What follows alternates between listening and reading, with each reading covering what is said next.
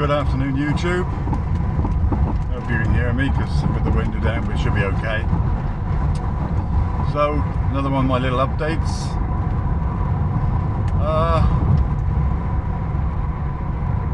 Not last night, the night before, I'd returned, I don't like to say home, but I returned back to the campsite after one of my 14-hour shifts. So they're long days.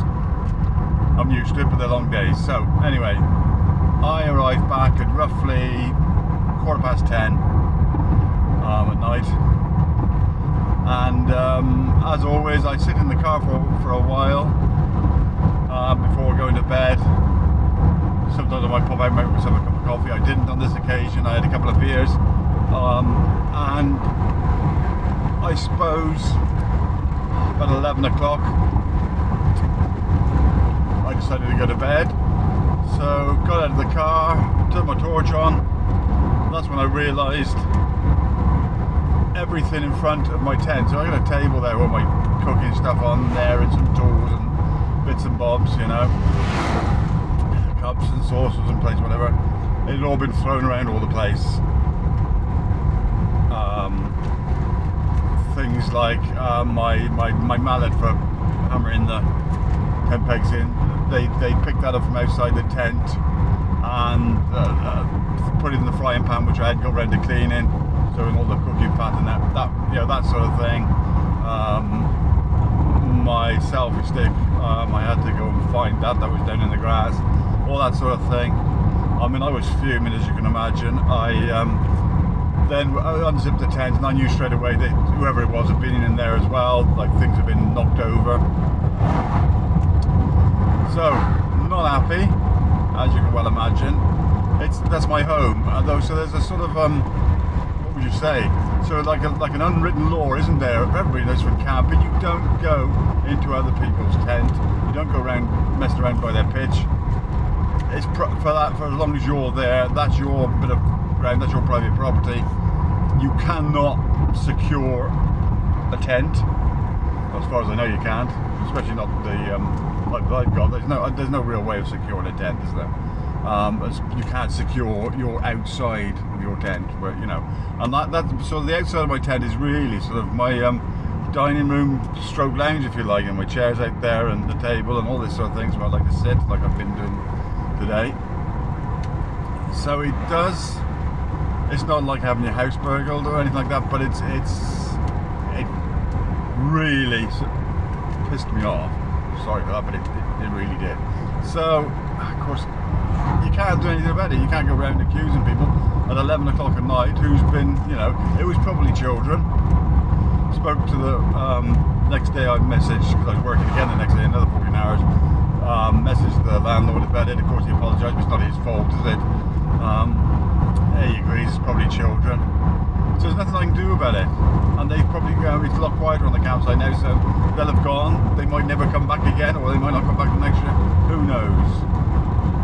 I'd imagine it was children. Why would, unless there was somebody that had too much to drink and let's go and mess about with his tent. I wouldn't have thought so. Because there is like this unwritten law. You don't, you know, everybody knows on the campsite, you leave everybody's stuff alone, don't you? It's the same as if you go to a beach. You know, you got your towel down on the beach and that with a few things there. Nobody goes to it. It's normally pretty safe to leave stuff there. And it's the same with the tent. There's nothing valuable in there. Nothing was stolen. There was nothing really to steal. Just my cooking stuff and my everyday stuff. You know, clothes in the spare bedroom that I don't use so much. They're in there in the suitcase, and there's a few things in there, but everything. I don't own things of real value. So my laptop, for example, stays in the car. That power bank for the car battery, obviously that stays in the car. Those sort of things. So things that are any value, and they're no great value. Even the laptop's old, second-hand, so anything of great value are in the car. But I don't own things of great value. The most valuable thing I've got in the car is the car itself, and that's probably worth about 500 quid. So you know, nobody can sort of. It's my personal belongings, if you like, things like my passport, okay, my wallet, you know, that's on me at most times. I don't leave that unattended. so my passport's here in the car, so that's locked up at night. So anyway, I just thought I'd let you know about that. I'm now on my way to town. I've calmed down. I calmed down throughout the day yesterday. You know, you can't say these things happen, should they? Because they shouldn't, should they? But there you go. It's not the end of the world.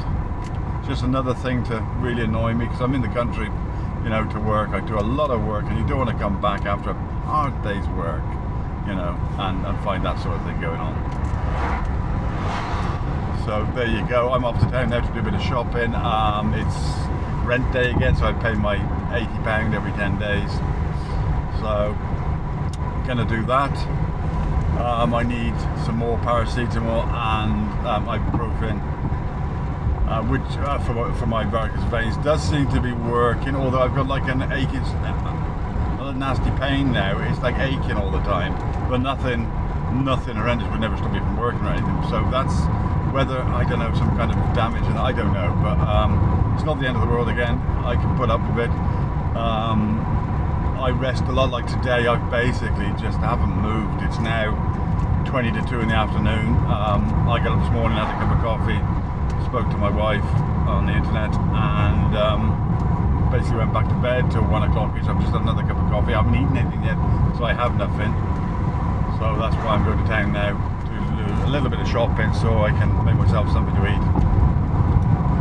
And back to work again for another 14 hours in the morning. So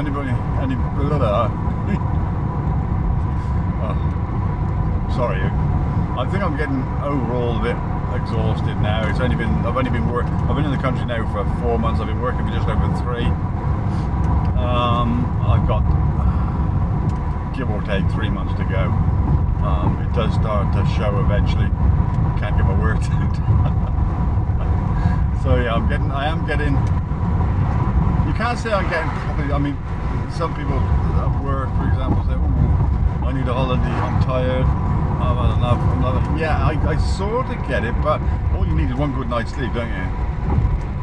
And you're back to square one. That's the way I look at it.